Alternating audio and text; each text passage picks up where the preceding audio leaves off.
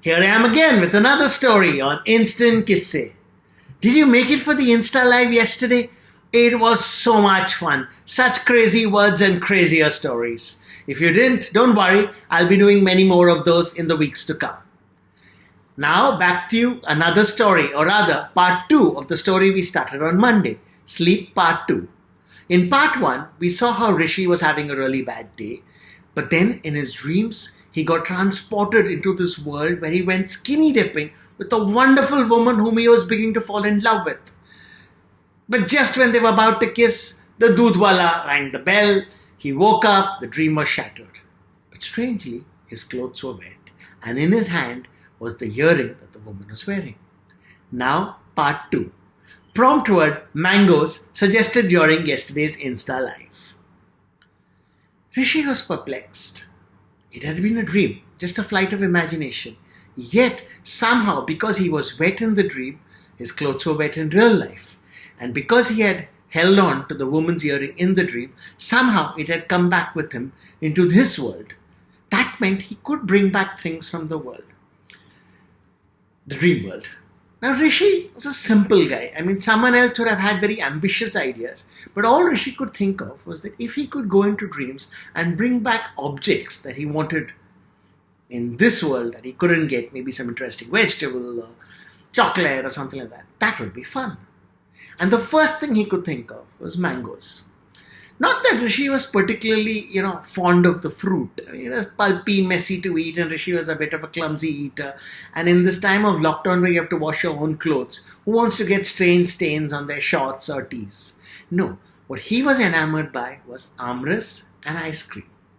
And there's a backstory to this. When he was a child, about 8 years old, the neighbor's daughter, who was also the same age, would regularly come during summer, take his hand in hers and take him home and feed him fresh amras and mango ice cream that her mother had made. Because of that, Rishi still had this affinity for amras and mango ice cream. So the next night when Rishi slept, he tried to dream of going to a shop that sold amras or a restaurant where he could get mango ice cream. Now the problem with dreams is, they don't come with any GPS. You can't exactly land where you want to. The general idea takes you in that space. And the general idea here was mangoes. So when Rishi in the dream suddenly found himself in a mango orchard.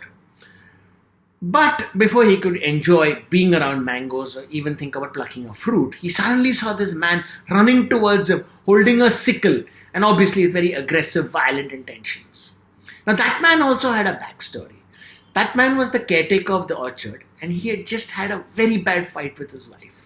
Because the wife had heard him planning to do gochi pochi with the bai, giving her sweet suggestions like, come for a long walk with me in the Aam Bagan and I will feed you mango and other things. Obviously the wife was not very thrilled and she decided to feed him her chappal. Worse, this had happened just before lunch when the man was about to tuck into his favorite biryani. Now the man was hungry and angry. He obviously needed a vent. And the only person he could see was Rishi, who was trespassing in the mango orchard. Rishi was not perturbed too much to start with. After all, it was a dream. But then he remembered, if he could get wet in a dream, and that wetness stayed with him in real life, if he got his hand or neck chopped off in the dream, probably that would also be there in real life. So he fled. Problem was, the caretaker was angrier and faster. That's when Rishi remembered the previous dream. The strange incident of the news anchor throwing tinda at him gave him an idea. Rishi grabbed mangoes that were lying around and started throwing it at the caretaker.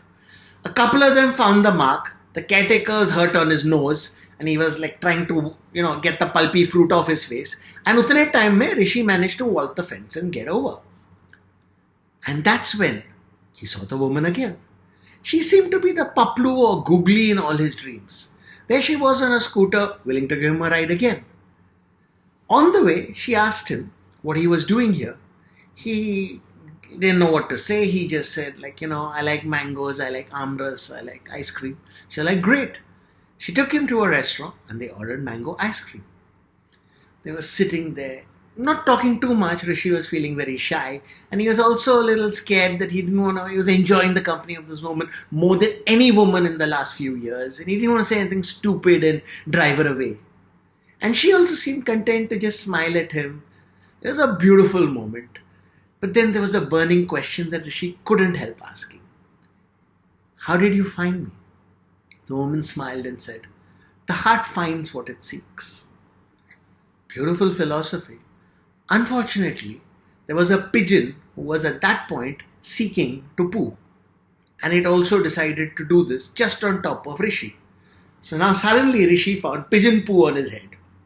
And pigeon poo is icky, and you can't just sit with pigeon poo on your head, especially when you're sitting with a beautiful woman whom you're falling in love with. So he excused himself and went off to the washroom. He took a little longer than expected in the washroom because apart from just cleaning up the poo, he also wanted to set his hair. He wanted to pull his shirt so that he looked a little less fat, and opened up a button to show his chest hair. He'd heard that women find chest hair sexy. So he wanted to make a really good impression. But unfortunately, when he came out, the woman was gone. Rishi was upset. Was it that he had taken too long in the washroom? Had she got turned off by the pigeon poo? Or was she just bored because he was just sitting there not talking? Either way, he was really, really upset and thought that that was the last time he'd see her. She was gone.